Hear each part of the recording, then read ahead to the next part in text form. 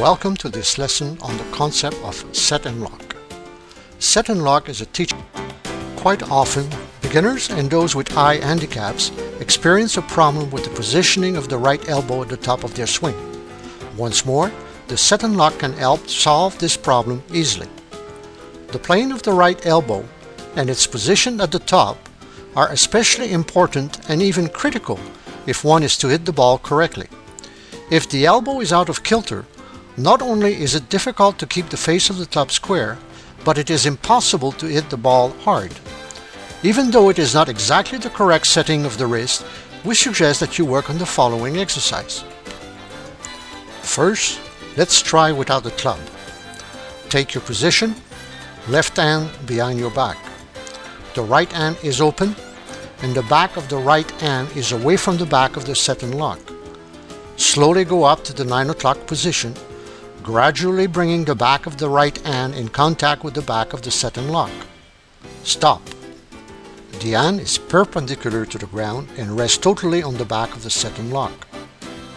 Now continue to turn and to go up, pushing the back of the hand on the set and lock. At the top, the elbow points to the ground. The top of the right arm is far from the torso. You have the feeling of carrying a tray in the right hand. You are now in a perfect position. You feel that if you go down, you can hit with great force from this position. Go down and push the back of the hand along with the set and lock. Always stay in contact. Go to the 3 o'clock position and follow through. Repeat the same movement by gripping with your left hand. Imagine there is a club and grip your left thumb with your right hand. From the address position, slowly go up while bringing the back of the right hand in contact with the set and lock. Stop at 9 o'clock. The hands are perpendicular to the ground and you should see 2 knuckles of your left hand. If you had a club in your hands, the club would be square. Continue the backswing by pushing the back of the right hand against the set and lock. Once more, you are in a correct position. At the top, you are carrying a tray. Go down while pushing with the set and lock until you reach the 3 o'clock position. Go through with your shoulders. Now repeat with the club in your hands. Take your grip and take the address position. Think about PGA, posture, grip, alignment. Start the backswing by gradually bringing the back of the right hand in contact with the set and lock. Monitor your position at 9 o'clock. The club is in line with the tip of your toes. The head of the club points towards the sky and the club is perpendicular to the ground. Continue the backswing, turning the right shoulder. Your hands are about even with your shoulders. The right arm is away from the torso and the elbow points towards the ground. Gently push the right elbow towards the left elbow. You have the feeling of carrying a tray. The back of your right hand is against the set and lock. Start the downswing and transfer your weight starting from the left foot. Your weight goes from the inside to the outside of the left foot. It is a force which comes from the ground and which pulls. The knees come apart, resulting in the separation of the legs. The right knee has remained locked. You have the sensation of sitting down. The hands and the club follow downward automatically. The hands and the club move in the desired angle of attack without having to make a loop at the top. The club will travel from the inside naturally. At 9 o'clock, the club is in line with the tip of the toes. The club is square. The head of the club is perpendicular to the ground. The back of the right hand is touching the set and lock. All you need to do is to go through with the shoulders. The left hip clears and the arms and club follow. The back of the right wrist stays locked. The back of the right hand stays in contact with the set and lock as long as possible. At 3 o'clock in the follow-through, the club is in line with your belly button. The club is square. The head of the club is perpendicular to the ground. The left forearm has rotated slightly. It is now positioned to allow the left elbow to release. The elbows have retained the same spacing they had at the start. In fact, they have remained equidistant throughout the entire swing. At this point, the right hand is slightly away from the set and lock. Take note of this position. Do not manipulate the angles with your wrists. Remember that what we are striving for is to keep the back of the left wrist in the same position during the entire swing, in order to prevent manipulating the face of the club, which is in fact controlled by the back of the right wrist. Again, the set and lock provides you with accurate information. You can visualize what you do with your wrists. At this point, all that needs to be done is to finish the rotation. The left hip clears and the shoulders continue their rotation. The right foot rises and comes to rest on the tip of the toes, the sole in the direction of the target, so as to free the right hip and to complete the rotation of the entire body. Remember that it is a rotating motion.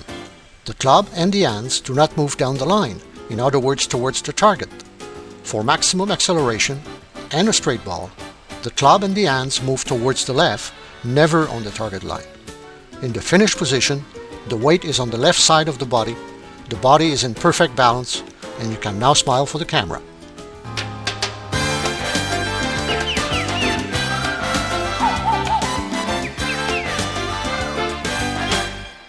Any club, any stroke, set and lock. As we saw on the previous section on the method, the set and lock movement of the right wrist is true for all the strokes, from the driver to the sand wedge, even when putting. Any stroke can relate to the set and lock.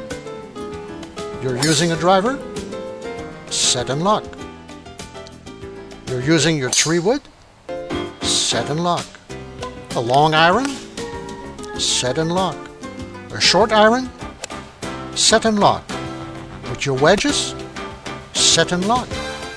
In the bunkers? Set and lock. While chipping? Set and lock. Pitching? Set and lock. Your pro tells you that you're using your hands and wrists when putting? Put the set and lock on the right or left forearm and put some images to the words. Visualize your angles and your movement.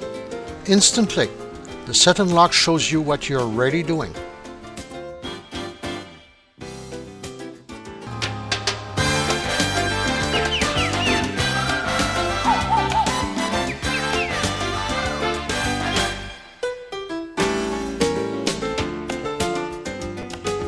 Before leaving this lesson, let's quickly look at another use of the set and lock.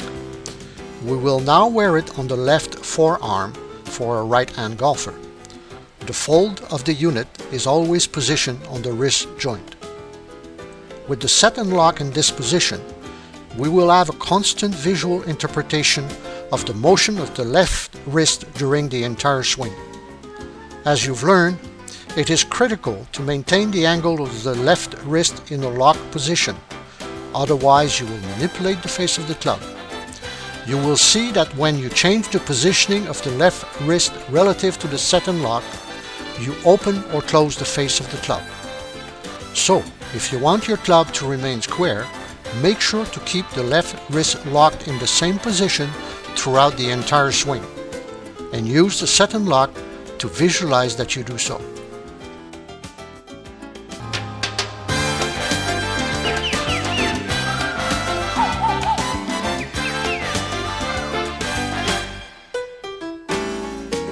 One last thing regarding the set and lock. As you've seen, it is a simple but effective teaching tool. The set and lock is very light, less than 3 ounces, which allows you to train without the pressure of the club, but also to hit balls without any restraint. You can bring it with you and use it anywhere. At home, to acquire the right feeling, with or without a club, and without a ball, but also at the driving range, in the bunkers, or the practice green. We encourage you to use it as well on the course during training games. Don't hesitate. The set and lock is your best ally if you wish to improve. Good training and have the best game of your life with the set and lock.